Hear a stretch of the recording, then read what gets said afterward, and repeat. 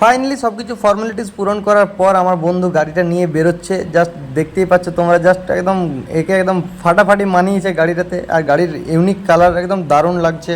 তো hello everyone, welcome back to my new blog. আজকের ব্লগটা খুবই স্পেশাল হতে চলেছে, যার কারণ হচ্ছে একটাই। তো স্পেশাল ব্লগটা তোমাদেরকে লাস্টে বলবো।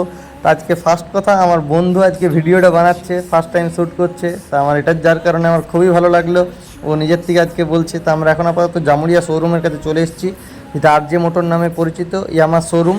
আমাদের দাদাই থাকে রিলেটিভ এখানে আমাদের গ্রামেরই। তো দাদার সাথে সব কিছু কথাবার্তা হয়েই ছিল, যার কারণে একটু দাদার আসতে লেট হচ্ছে, যার কারণে আমরা একটু বসে গেলাম। তো এখানে দাদা আস্তে আস্তে তো টাইম লাগবে বলে দিয়েছে, তার কারণে এখন ভিড়ও প্রচণ্ড পরিমাণে আছে ইয়ামা শোরুমে, যার কারণে আমাদেরকে একটু বসতে হবে এখানে। তো বেশি দেরি না করে বন্ধুকে বললাম যে এখানে বস ভাই, গল্প টল্প করি, আড্ডা দিই।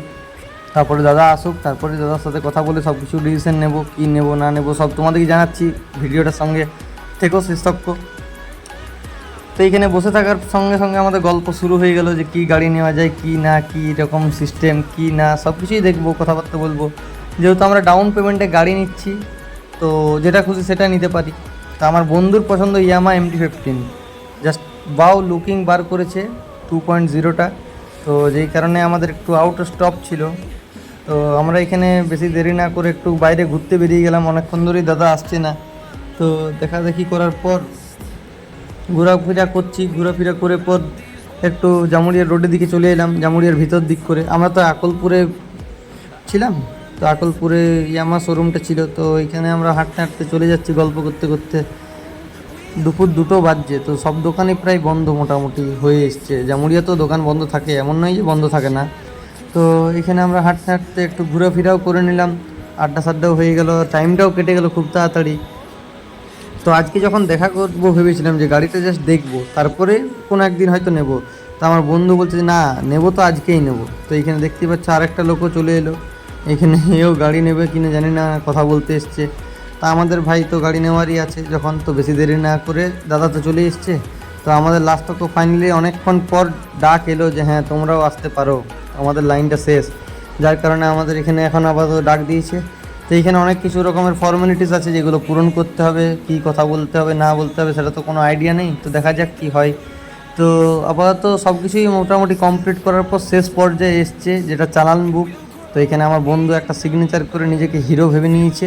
তো এইখানে আমার বন্ধুর MT-15 গাড়িটা বুক হয়ে গেল সঙ্গে সঙ্গে। তো এইখানে দেখতেই পাচ্ছ গাড়ি রেডি, একদম গ্রিন কালারের কালারটা নিয়েছে, জাস্ট ওপি একদম।